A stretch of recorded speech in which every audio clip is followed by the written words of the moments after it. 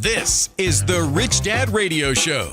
The good news and bad news about money. Here's Robert Kiyosaki. Hello.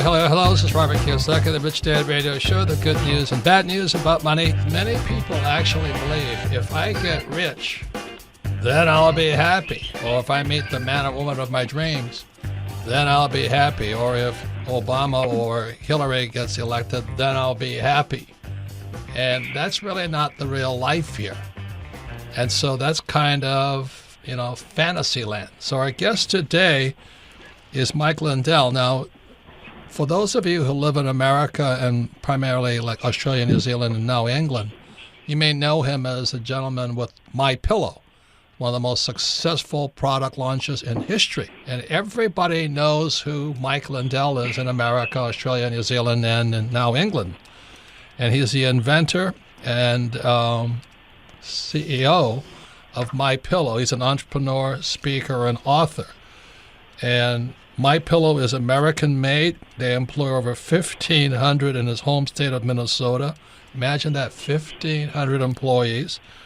And many of his employees are recovering addicts. So this man is doing a lot of social good. He's doing a fantastic job. But we're going to talk about here that just because you're successful and rich doesn't mean you're happy. And so Mike's going to talk about some of the challenges he's had, some of the ups and downs he's had, but more importantly, the perseverance to keep going. Any comments, Kim? Oh, yeah, this is going to be a really dynamic show because Mike is quite the character and quite the entrepreneur. He has an incredible story to tell.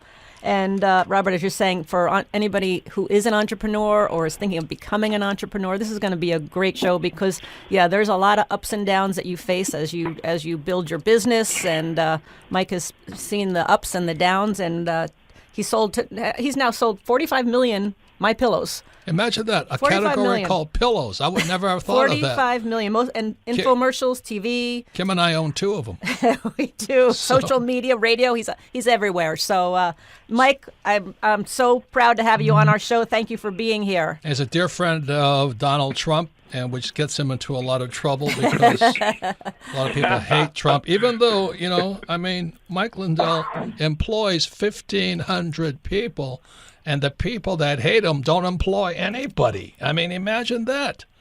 So, Mike, right. Are you an overnight success? You just said one day, wake up and say, "Oh, I need a new pillow," and it was overnight success. Is that your story?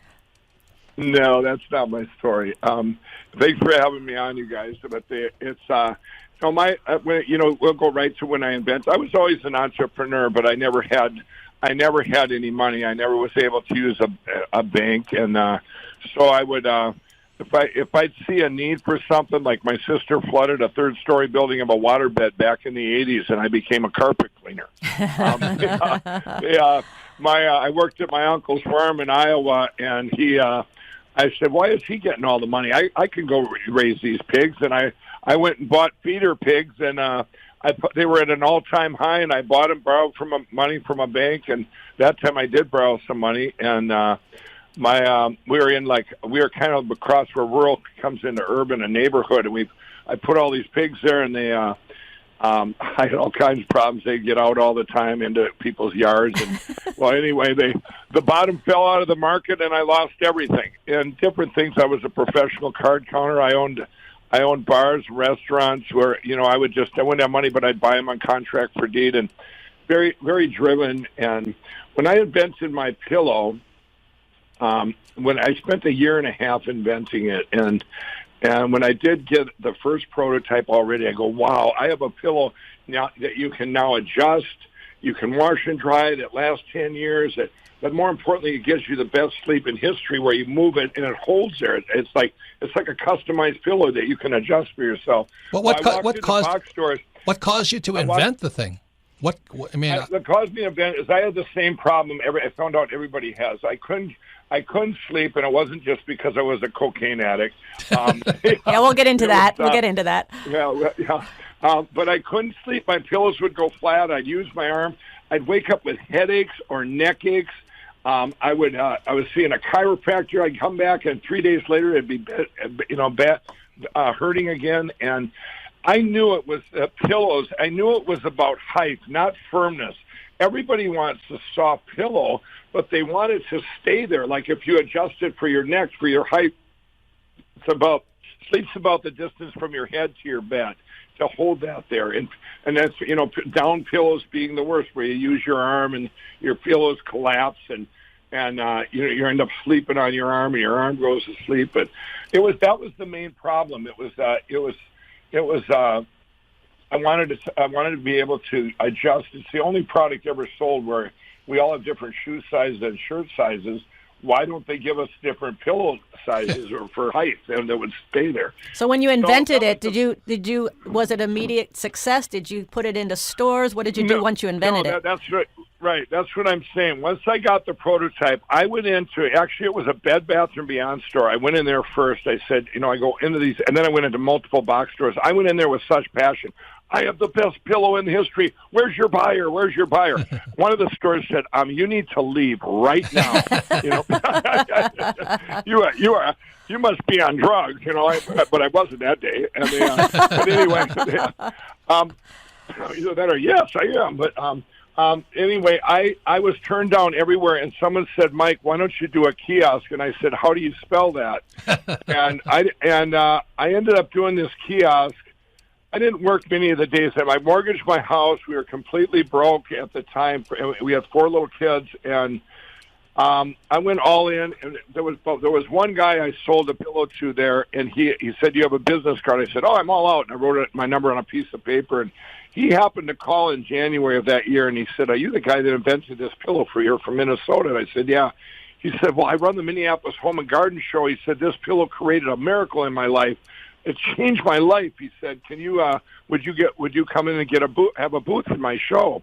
I said, "Sure." And then I went into the show, and I actually set the booth up differently and with a table out front, because I couldn't talk to people back then. There was a fear of unworthiness, rejection going all the way back as a kid, so I was very introverted at times. Well, anyway, but being behind that table, I could talk to people. I started selling, and it just took off. It exploded that day. I got in the Minnesota State Fair, and I did shows and fairs for like 7 years. Wow. But very, going show to show and fair to fair and selling it anywhere there was people. But it was, and during that time, though, that was a parallel railroad track. I was into crack cocaine. I was a crack addict, and so if I wasn't, obviously I wouldn't be doing drugs at the shows, but it would be stealing from me and betrayal, and all these other things were happening. But as you're building this business, and you're going to all these shows, and you're going to all these fairs, and you're selling all these pillows, you were a crack addict. You must have been full blown, wow. Full blown, and I had to pick and choose. If I did the shows, anybody that's been a crack addict, you get too paranoid, you're peeking out windows, but I would do, I would refrain from doing it. I never broke trust with the show promoters, but I lost a 20-year marriage. I lost, the company was just a pulse at times because people that I broke bread with would try and steal it. I had other manufacturer that came in and said, "Hey, we can manufacture this for you." I was very fortunate to get a patent, so at least I could always make my own pillow. But I was told that I better get a patent because it lasted 10 years, and it was that if I didn't get a patent, that the big companies would go behind me and get a patent. It'd be like the cars that got 200 miles a gallon. They would never put it on the market. So on January 16, 2009, I quit all my, I was the pillow company. It was down to I had basically lost everything, where I was just doing a few shows, and these guys that had worked for me, they copied the pillow, and they were taking everything. And it was getting really bad, and So your own employees ripped you off? Yeah, they took and they decided to leave. And I was kind of an addict. I wasn't an addict you would think of that would use people. I gave them the shirt off my back. I was always a giver, and they decided that they would basically steal the company. I had another company came in when I tried to actually have people buy into the company. And they did that, and they fired me at the first board meeting. It was, everybody tried to take my pillow. They tried to take it, either the manufacturing, copy it, steal it. I mean, And but on January 16, 2009, when I quit everything overnight, all my addictions, and I prayed to God, I said, to free me from these and not have the desire. And anyway, to add this story, so I wake up the next day and it's gone. And I did end up going to a faith-based treatment center a couple of months later. But at that time, I felt so relieved that I just wanted to go get my company back. I didn't have any money, nothing left, but I had to get $30,000 to buy back my fabric from the guys that were taking my company. And I went into these guys I didn't even know a week later, and they were all wearing suits, and so they because I had this fear of talking. By then, coming off drugs, I couldn't talk to two people in the same room. But anyway, I walked into this meeting. I didn't even know these guys, to borrow $30,000 with no collateral. And I walk in there, and there's 8 of them. There's a CEO, a CIO, a CFO, all these C's. And I'm going, and I'm wearing a, and they're all wearing suits and ties. I'm wearing a T-shirt, holding a pillow, and with 3 jars of my patented foam. And they go, I said, yeah, I want to borrow $30,000, and I'll give you $40,000 back in 2 months, and I'm going to do home shows and fairs like I used to do. These guys took my company and all this. They're trying to copy my pillow, and I said, I need that $30,000 cash to buy my fabric back. I used to be a crack cocaine addict. I'm going to do shows, and the one guy in the corner goes, well, when did you quit crack? And I said, last Thursday. And he goes, and 4 of them got up and left the room, and the other 4 sitting there listened to me, but I had such passion. It was so believable. They ended up doing it. Wow. I think God just said, here, this is a divine appointment. And I walked out of there. They didn't even check my license. The reason I know that is because I didn't have one. But then it got up to on October 7th, 2011. I started doing home shows and fairs again. I said, you know what? If no one's going to take my pillow, I'm going to bring it right to the people, and I'm going to do an infomercial. And we went to film it on the night before we filmed it in August of 2011. They brought in a real producer, and we were doing our reads, and the guy said, he texted the other guy, said, this is the worst guy I've ever seen. He's never going to make it on TV. Why did you even invite me here? And but it aired October 7th, 2011. I was living in my sister's basement, and I had like 5 employees, and 40 days later, I had 500 employees. After the infomercial aired. Yeah. What a really, really great story, Mike. And what I appreciate is the forthrightness, because one thing about the Rich Dad radio shows, we say it's the good news and the bad news. And a lot of times people only tell the good news. One day I was broke, and the next day I'm a multimillionaire, and my life is perfect. Everybody's happy, which is a bunch of BS. So I thank you for being so forthright. So hold what you're going to say. It's a fabulous story, and I just want to commend you and thank you for being so forthright. When we come back, Mike will be going more into what he's learned, but most important, you guys are hearing it from him directly, and guess what? The story gets worse. We'll be right back. You're listening to The Rich Dad Radio Show with Robert Kiyosaki. Don't be like Charlie. Charlie is that do-it-yourselfer who does himself in.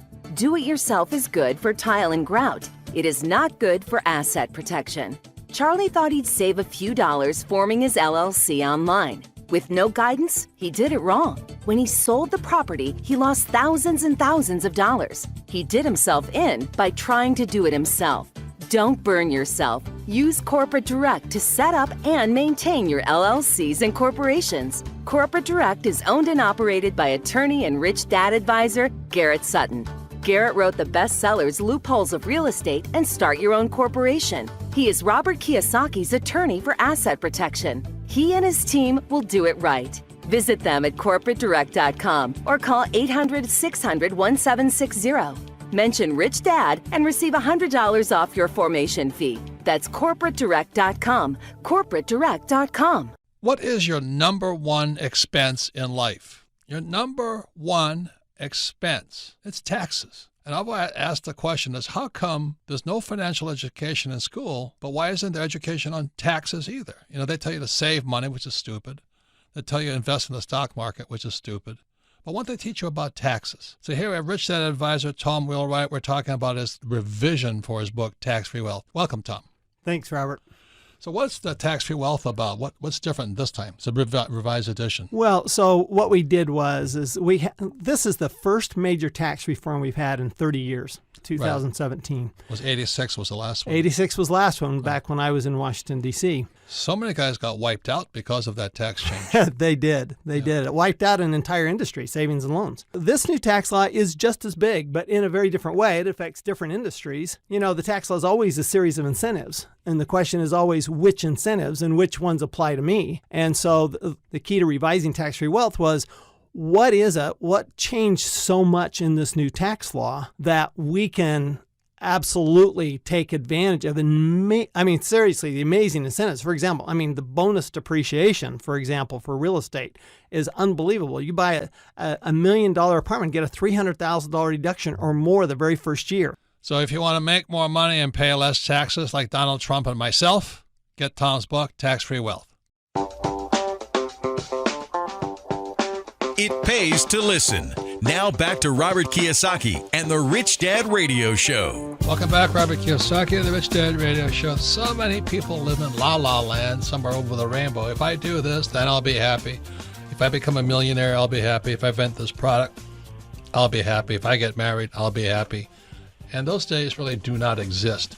So today we're talking to Mike Lindell. He's the inventor and CEO of MyPillow. And again, we're an international program, and MyPillow is one of the most successful products ever made. And Mike took a pillow, which is something most of us have seen and used, but he took it and built a multimillionaire business out of it. But it's not really about the pillow. It's about the process of being such a fabulous entrepreneur.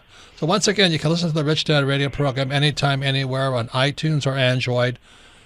And all of our programs are archived at richdadradio.com. We archive it because repetition is how we learn.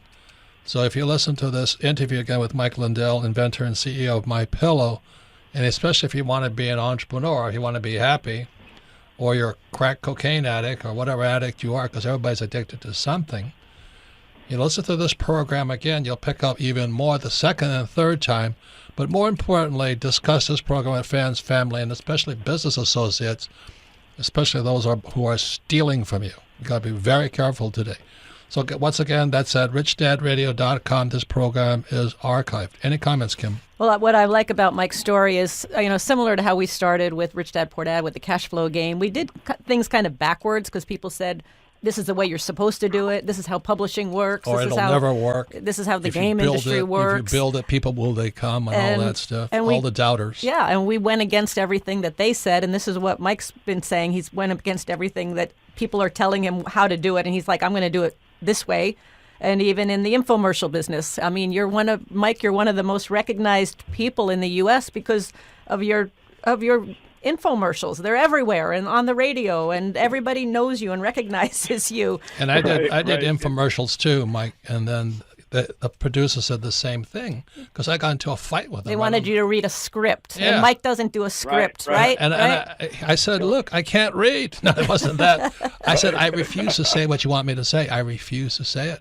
And he and I went toe to toe. I go through that, and back when we did that infomercial, he wasn't too far off. We went out there the next day to film, and there was a real audience and a friend of mine, and I was so scared, and they did have a script, and I said, it took 9 takes to read that script for one line, and I said, I just want to do this naturally, and I want to make it like real to the people, the truth, and we did it, and we did it in the one day there, and now. What happened, though, was I just wanted to make pillows. And they go, Mike, we exploded from 5 to 500 employees. They go, Mike, you need to be CEO. I go, why do I need to be a CEO? We got to get these pillows out. And we need an HR department. I said, that sounds horrible. We need a corporate attorney. I said, that even sounds worse. And we took the next 6 months, I took in $100 million. I called my friend. I go, Tom, do you know that ATMs don't go to the 5th or the 7th digit? He goes, no, Mike, I didn't know that. Well, it was just surreal for me. But when the dust cleared in June, I was almost $6 million in debt, and I didn't use a bank. And I'm going, God, I said, what am I? I'm praying. I'm going. What am I going to do? I can't. The rest of my life is ruined. What happened? How did you get from $1 million revenue to $6 million in the hole? Well, to $100 million, I took in $6 million. What happened was I went to companies and I said, is this the best deal you have? I said, I'm going to sell. I predicted I would do that much, and nobody could believe me. So they go, oh, yeah, that's the best price, for that.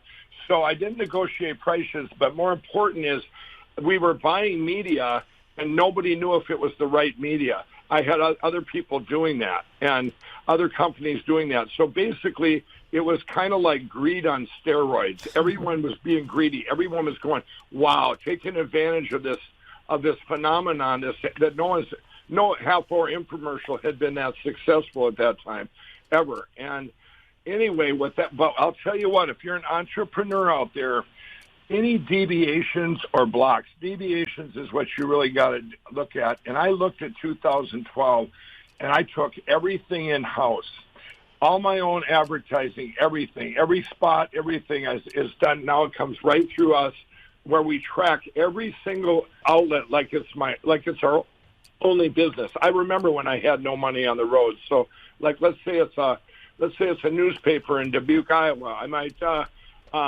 I'll treat that just like it's my only one. And if it doesn't make its number, if it doesn't break even or make money, I don't run an ad in it. And if there's a spot on TV, it either has to break even or make money a little bit. And I learned so much from 2012, which would have been anyone else would have said, this is devastating, it's over. And we just picked everything up and just moved on and learned. And it took a long time to dig out of that. But we did dig out. And then it got to be 2014, and we did a 1 and a 2 minute commercial. And then I did print. Everything I did was different. They go, Mike, you need an actor to be in your thing. And I said, why?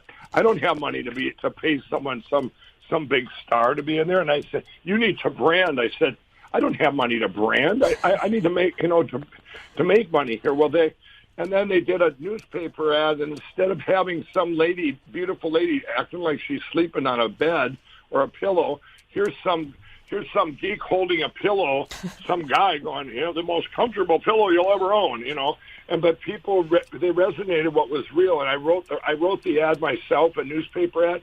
PR companies are calling me going, what, did you write this ad yourself? This is horrible. We can make you so much money. Yes. And I'm going, and so we learned. I just learned a lot from that, once we got back, and then I just things, doing all our own advertising and keeping control on it, and I micromanage and macromanage, but being able to, as an entrepreneur, to learn those deviations. And by the way, the patents, when you get a patent. Patents are important because you can at least always make the product yourself. That my pillow would have been shut down a long time ago, and they would have never put it on the market because it lasts 10 years. But I always tell entrepreneurs, there is no better time than right now, especially in the U.S., because everything with jobs up so much now and wages, you have a safety net that I didn't have, or that not many people have like they have right now. You can go out. I see entrepreneurs taking chances and inventing great products and getting into business for themselves, because if they fail, they can go get a great job anywhere, and that's what's so nice to have that now. But otherwise, people live in fear. And when you said before on your show about entrepreneurs, once you get, like right now, I have 1,500 employees we take in. We're a $500 million company, and I haven't changed. And for me, my happiness lies in the fact that I have so much passion for people. Say, Mike, how do you have this much passion for a pillow 15 years later? Because it helps people. I love helping people. That's my calling. My pillow is just a bigger platform anyway for God and for evangelism and helping addicts, giving back. And you actually employ many recovering addicts, don't you? Oh, absolutely. And I've got a network starting now where across the country with the president's help and the administration helping addicts. That's my thing. I want to wipe out the opiate addiction in this country and with it just as fast as it came on. Well, Mike, one of the great stories I heard about you is that the guys you used to buy the crack from finally they rescued you too, right? They cut you off. your own suppliers. That's a great story. So back in 2008, and anybody out there, everybody's got dreams, but we don't. I think so many people have lost hope. I never lost hope, but it was in March of 2008, and I was downtown Minneapolis, Minnesota, and I had been up for 14 days doing crack. And things were so bad. I was downtown. I came out of the bathroom, I guess, and the biggest drug dealers in the cities were standing there, and they knew of each other, but they had never met. And I go, "What's going on?" They go, "You're getting cut off." I go, "What is this, an intervention?" They go, "You call it whatever you want." And the one guy said, he goes, "You're not getting anything from my guys," and he left in disgust. The other one went down to the streets, and it was his house, and he never came back. So now I looked down, I had a couple crack rocks left, and I smoked them, and the other guy that had called the intervention, he fell asleep. So at 2:30 in the morning, I went down to the streets, and I could not buy crack anywhere. They had gotten the word out. I come upstairs an hour later, and I walked in, and he's sitting there, and he goes, "How'd that work out for you?" And he goes, "Give me your phone." And he took a picture. He says, "You're going to need that for your book." He says, "You've been telling us for years that this pillow thing is just a platform for God, and you're going to come back and help us all some days get out of this addiction and this world we're living in down here." Two of those guys work for me now, and they've been, that was my dream. It wasn't like at that time Great, fantastic. Such a great story. Mike, I have one more story I want you to tell, so congratulations. That's really the best story ever, is you help each other get off your addictions. But also, advertising has caused problems with the Better Business Bureau, the state of California, and they come after you no matter how much good you do. These so-called elites come after you. You create all these jobs in Minnesota, and the Better Business Bureau of Minnesota comes after you. California comes after you. They want to shut you down. What's with all that? Let's add one more crooked group to that. That's called truthinadvertising.org. Now, back then, in 2016, I met Donald Trump. He reached out to me. I walked into his office, and I wasn't political. I was an ex-crack addict. I didn't know anything about politics. And I was like somebody with a clean slate that came out of a coma. And anyway, he reached out to me, and I walked in his office in Trump Tower in New York, and we sat down and talked about the inner city. He said what he was going to do, how he was going to bring the jobs back, and how he was so proud of My Pillow having all these jobs here in the USA. And when I walked out of his office, I said, "You know what? I went all in. I had people on my board warn me, you can't do that. You're going to hurt our business." And, well, they were kind of right, because as soon as I went all in, the Better Business Bureau, and it was all political. Them, the truthinadvertising.org, the lawyers in California, they all came after My Pillow. And that's one of the things that I'm going to fight for the little entrepreneurs in this country, get law changes done and get rid of corrupt groups like that. Michael, thank you very, very much. A fantastic story. Thanks for all that you do. So when we come back, we're going to the most popular part of our program, which is Ask Robert. For now, Mike Lindell, inventor, CEO of My Pillow. Thank you very much. Thank you, Mike. Thanks for having me on, you guys.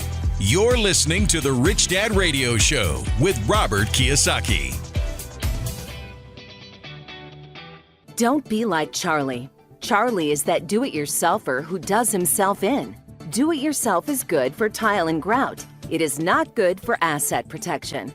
Charlie thought he'd save a few dollars forming his LLC online. With no guidance, he did it wrong. When he sold the property, he lost thousands and thousands of dollars. He did himself in by trying to do it himself. Don't burn yourself. Use Corporate Direct to set up and maintain your LLCs and corporations. Corporate Direct is owned and operated by attorney and rich dad advisor Garrett Sutton. Garrett wrote the bestsellers Loopholes of Real Estate and Start Your Own Corporation. He is Robert Kiyosaki's attorney for asset protection. He and his team will do it right. Visit them at corporatedirect.com or call 800-600-1760. Mention Rich Dad and receive $100 off your formation fee. That's corporatedirect.com. corporatedirect.com. Financial freedom begins with financial education. Now back to Robert Kiyosaki and the Rich Dad Radio Show. Welcome back, Robert Kiyosaki, the Rich Dad Radio Show, the good news and bad news about money. You can listen to the Rich Dad Radio program anytime, anywhere on iTunes or Android. And all of our programs are archived at richdadradio.com. Once again, we archive them because repetition is the best way to learn. And this is a very important show, especially for those of you who want to be an entrepreneur. So if you have friends, family, or business associates, especially business associates, listen to it because you never know whose pocket their hands are in. Be very careful. And I want to thank Mike Lindell. Again, he is the inventor and CEO of MyPillow. His website is mypillow.com, and Mike Lindell, Lindell.com. And I realize we're an international program.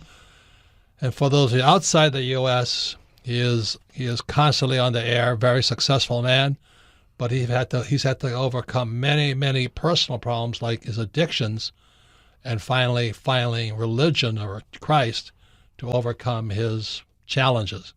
Because what happens a lot of times when you become successful, your dark side gets successful also. So you got to be very careful.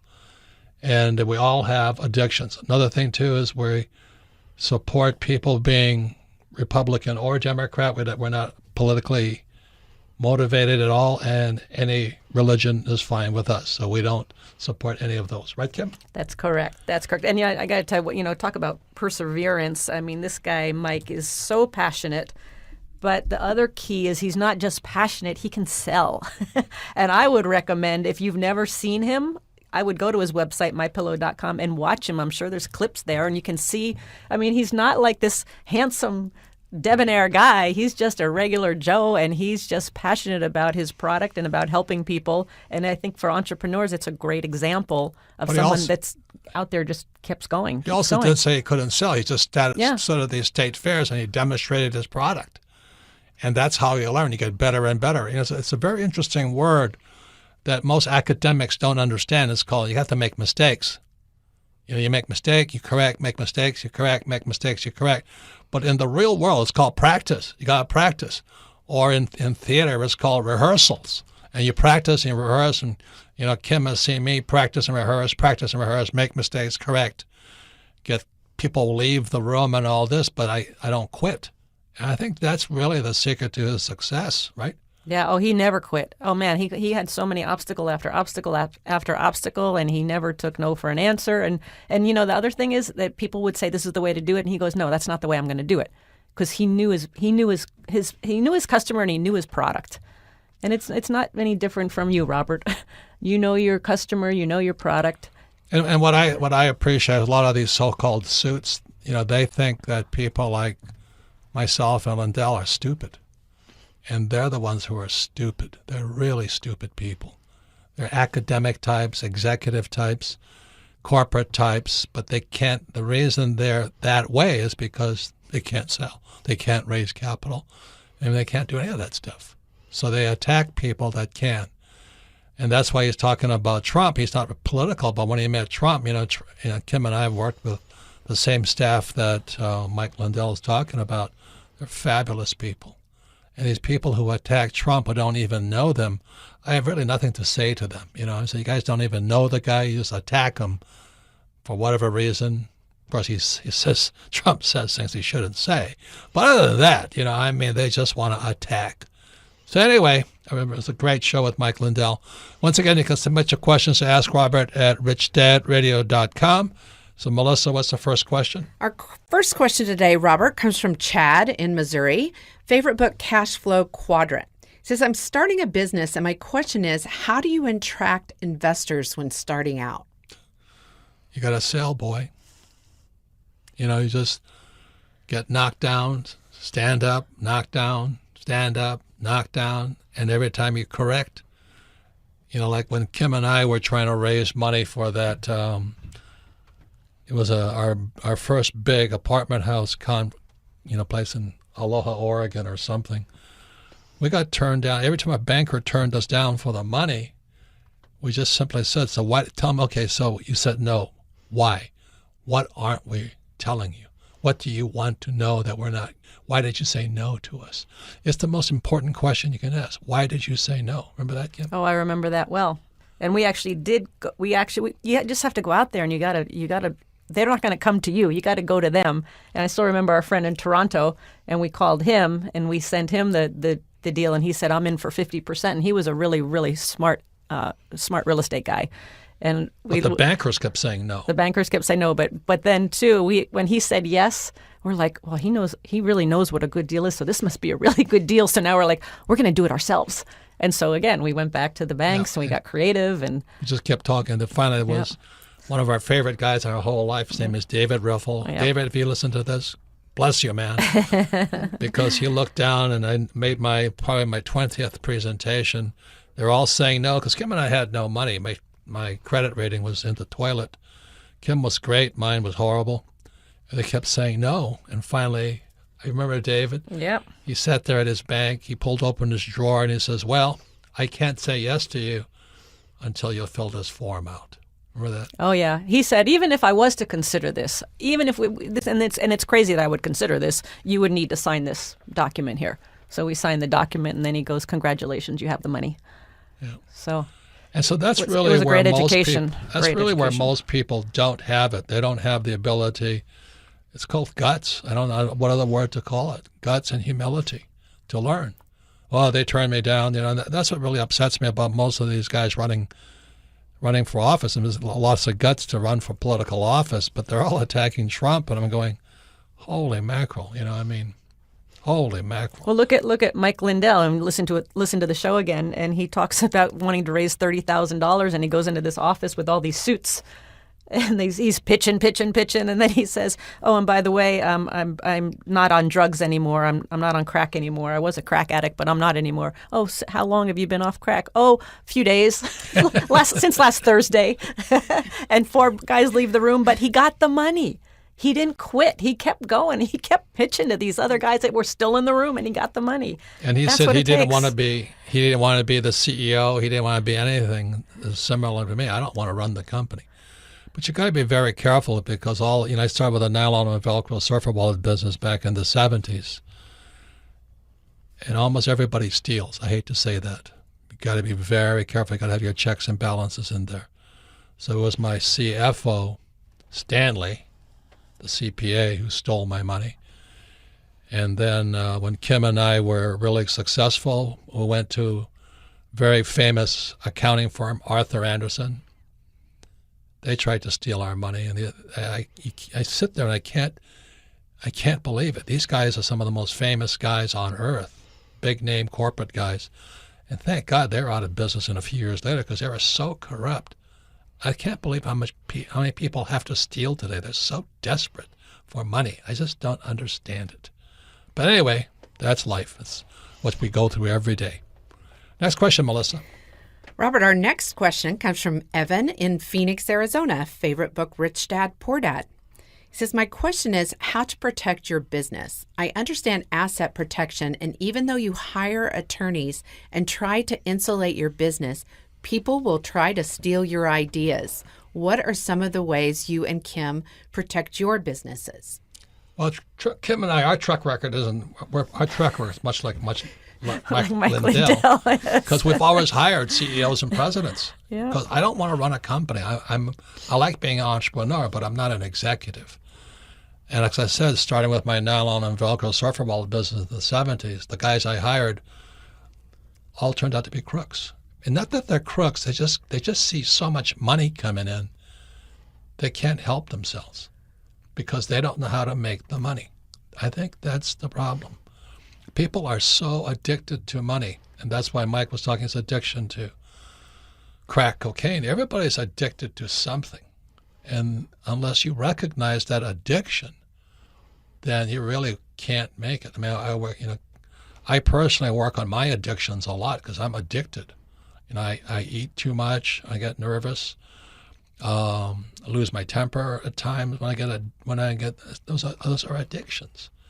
So I don't pretend to be perfect, and I think that's what really disappoints me when you have these people who sit there smiling with their little, big smiles, and they're stealing and lying. They don't have the guts to tell you the truth. Any comments on that? Well, you can only do so much to protect your business. I mean, you got the the corporate attorneys and you do the patents and the trademarks and all. But it's a really, especially in the U.S., it's very litigious. And people, if you have money, people want some of it, unfortunately. So you can only protect yourself so much, but you just do the best you can. And it's getting worse. As the national debt and corporate debt rises and all that, people have to make more and more money just to survive. Look at this gap between the rich and everybody else. And so when people are struggling just to make, buy food and health care and going to college, people are desperate today.